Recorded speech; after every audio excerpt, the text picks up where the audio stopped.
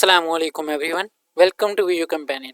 आज के वीडियो में हम MCM 301 का कम्युनिकेशन स्किल्स का lecture number 28 elements of effective written communication को ही पढ़ेंगे। पिछले लेक्चर नंबर 27 में हमने करेक्टनेस, कंसाइसनेस और क्लैरिटी पढ़ा था कि लिखाई में दुरुस्तगी, इख्तिसार और वजाहत कैसे करते हैं। अब लेक्चर नंबर 28 में हम इफेक्टिव रिटन कम्युनिकेशन के जो आखिरी दो बुनियादी एलिमेंट्स हैं, जिसमें करेक्टनेस एंड कंप्लीटनेस है, ये हम कवर करेंगे। और ये दोनों एलिमेंट मिलकर आपके मैसेज को मजबूत, ठोस और मुकम्मल बनाते हैं, ताकि रीडर के जहन में कोई सवाल ना रहे और मैसेज का मकसद पूरा हो जाए। तो हम स्टार्ट करते हैं करेक्टनेस से। तो करेक्टनेस क्या होती है, हम करेक्टनेस को देखते हैं। Communicating correctly means being the specific, definitive and vivid rather than the ways and general. तो इसको देखते हैं कि करेक्टनेस का मतलब ये होता है कि आपकी जो लिखाई में धुंधलापन होता है, यानी कि वेजनेस ना हो, बल्कि हर बात स्पेसिफिक, डेफिनेट और विविड यानी कि तशखीसी हो। ठीक है, जब आप किसी शख्स, जगह, चीज़ या एक्शन का जिक्र करें तो जनरल अल्फाज की बजाय खास यानी कि स्पेसिफिक वर्डिंग यूज़ करें। जैसे कि फास्ट कहना आम है, लेकिन 18 वर्ड पर मिनट कहना कंक्रीट होता है।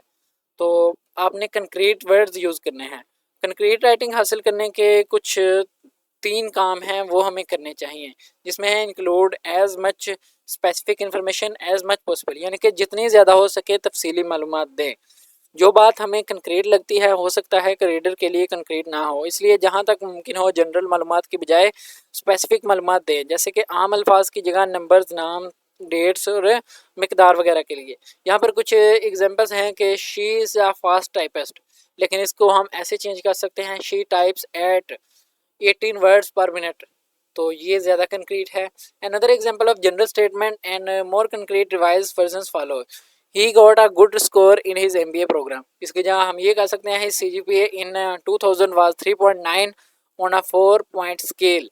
तो ये कंक्रीट है। General words are often interpreted differently by the reader from you intended. तो इनको चेंज करना चाहिए। जैसे कि लार्ज की जगह हम गुड यूज़ कर सकते हैं, स्मॉल की जगह अराउंड कर सकते हैं, ओल्ड की जगह कन्वीनियंट यूज़ कर सकते हैं, यंग की जगह लिटिल कर सकते हैं, मेजॉरिटी की जगह लार्ज यूज़ कर सकते हैं। उसके बाद हमारे पास नेक्स्ट आ जाता है जी ट्रबलिज्म जनरल वर्ड्स। ये जो जनरल वर्ड्स होते हैं, जो हमने अभी पढ़े कि ये स्मॉल की जगह अराउंड करें, ओल्ड की जगह कन्वीनियंट करें, तो ये जो जनरल वर्ड्स होते हैं ना, इनको हटा देना चाहिए। It's possible even desirable. तो जब स्पेसिफिक हो, मुमकिन हो कि आपके पास सही फिगर्स ना हो। जब आप डिप्लोमेंट यानी कि नरमी दिखाना चाहते हो, you have missed 3 invitations to my office, harsh हो सकता है, लेकिन यहाँ पर आप कह सकते हैं कि I have sent you several reminders to see me in my office. ये टैक्टिकफुल हो सकता है। जब एग्जैक्ट फिगर्स अनइम्पोर्टेंट हो, तो आप फिर more than half the committee was present, तो आप इस तरह कुछ ना कुछ कह सकते हैं। उसके बाद है use active rather than the passive verbs. तो पैसिव की जगह एक्टिव वर्ड्स इस्तेमाल करें। Active words help make your sentence more specific, personal and concise. Active voice में जो दूर दौर पहले होता है, पैसिव में एक्शन पहले आता है। तो एक्टिव वर्ब से आपकी लिए लिखाई जो है वो ज़्यादा स्पेसिफिक और पर्सनल, कंसाइज और एम्फेटिक बनती है। तो यहाँ पर कुछ एक्टिव रेदर देन पैसिव के कुछ फ़ायदे हैं, तो हम कुछ देख सके हैं। जिसमें स्पेसिफिक है, the dean decided. The dean decided is more explicit than a decision has been made। तो ये ज़्यादा बेहतर है। उसके बाद पर्सनल है कि you will note, पर्सनल और स्पेसिफिक है। तो इसके बाद it will be noted, impersonal है।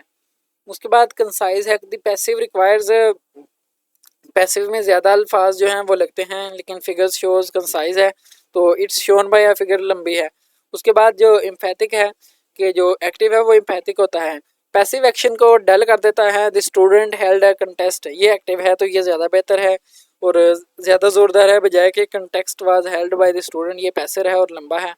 लेकिन यहाँ पर कुछ ये भी है कि ये जो हमें पैसिवाइज है, ये कब यूज़ करना चाहिए एक्टिव की जगह, when you want to avoid personal. जब ब्लंट जो है वो कमेंट से बचना हो, यानी कि the October check was not included, tactful लगता है। यहाँ पर हम ये नहीं कह सकते कि you fail to include the October check, ये ब्लंट हो सकता है। दूसरा है कि जब एक्शन का ऑब्जेक्ट पर जोर देना हो, यानी कि your saving account is insured up to 10,000। यहाँ पर यह है कि your saving account is insured up to 10,000, you have intentionally stressed. यहाँ पर ये एक्टिव है, तो ये बिल्कुल ब्लंट है, तो यहाँ पर हमने इसको पैसिव कर देना है। उसके बाद ये है कि जब door, when the door is not important in this sentence, तो कोई भी करने वाला जो है वो इम्पोर्टेंट ना हो। 3 announcements were made before the meeting started, में अनाउंसमेंट इम्पोर्टेंट है, ये नहीं कि किसने की, तो इसलिए यहाँ पर पैसिवाइज यूज हो सकता है। Use vivid image building words, तो ये जो तस्वीरी और तशखीसी अल्फाज हैं वो इस्तेमाल करें। ऐसे अल्फाज चुनें जो रीडर के जहन में तस्वीर बना दें। ये जो सेंसरी अपील्स हैं, देखने सुनने में महफूज और महसूस करने वाले अल्फाज हैं वो यूज़ करें। कंपैरिजन, मुकाबले, कंक्रीट नाउन्स, ठोस नाम और ठीक ठाक एडजेक्टिव एडवर्ब्स यूज़ करने चाहिए।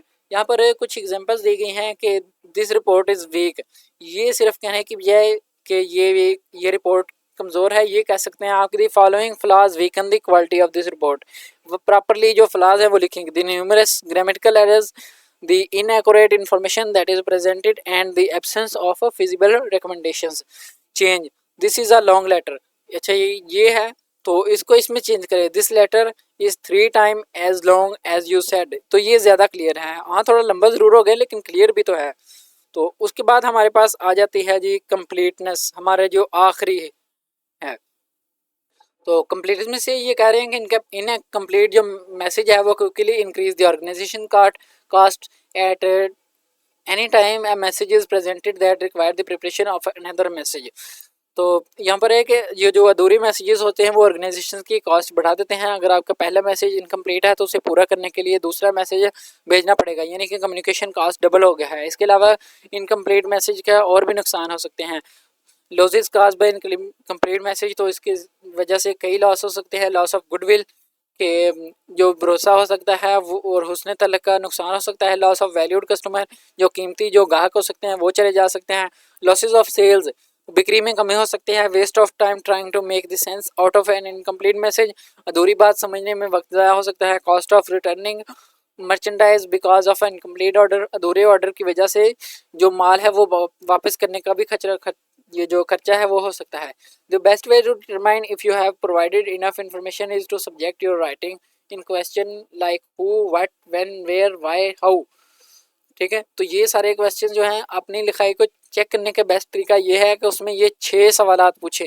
हु कौन, व्हाट क्या, व्हेन कब, वेयर कहाँ, व्हाई क्यों, एंड हाउ कैसे। अगर इन तमाम सवालों के क्लियर जवाब आपके मैसेज में मौजूद हैं तो आपकी जो राइटिंग है वो कंप्लीट है, मुकम्मल है।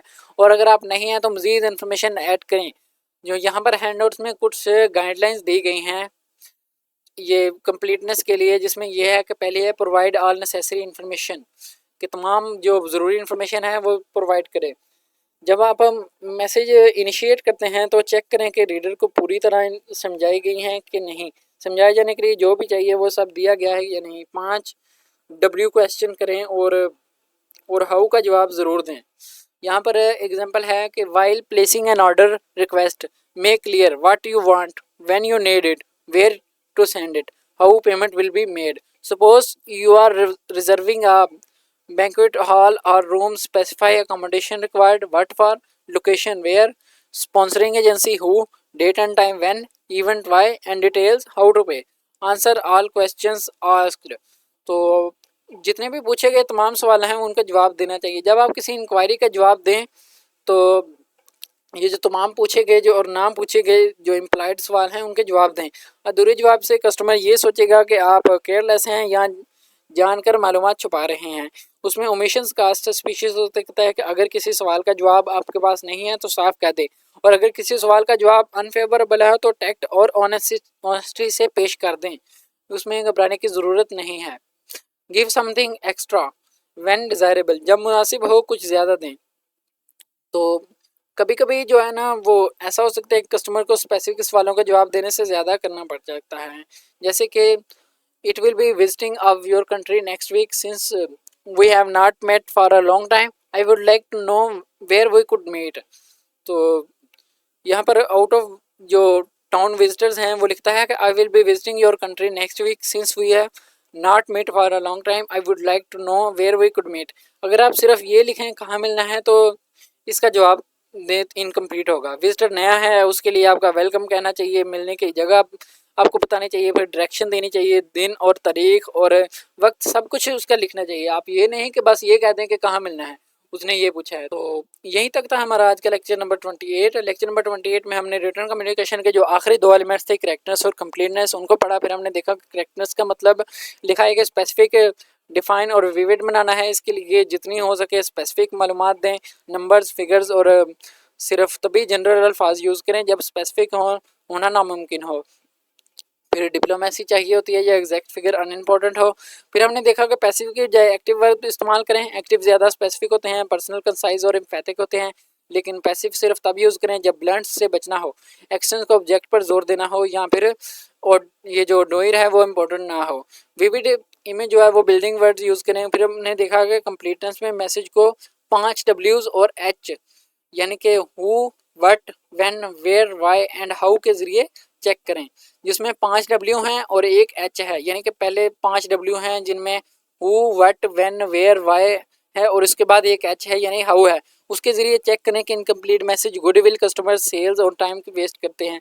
उसका हमने 3 गाइडलाइंस देखी कि तमाम ज़रूरी मालूमात दें, उसके बाद पूछे गए तमाम सवालों का जवाब दें, ओमिशंस का, सस्पिशंस यानी कि जब मुनासिब, अच्छा, ओमिशन का, सस्पिशंस का हमने मतलब देखा था कि जब हमें क्वेश्चन का जो आंसर है वो ना पता हो तो ईमानदारी से बता दें कि हमें नहीं पता, और जब मुनासिब हो कुछ एक्स्ट्रा इन्फॉर्मेशन दें, जैसे कि डायरेक्शंस और वेलकम etc, जैसे हमने ये अभी लास्ट में देखा।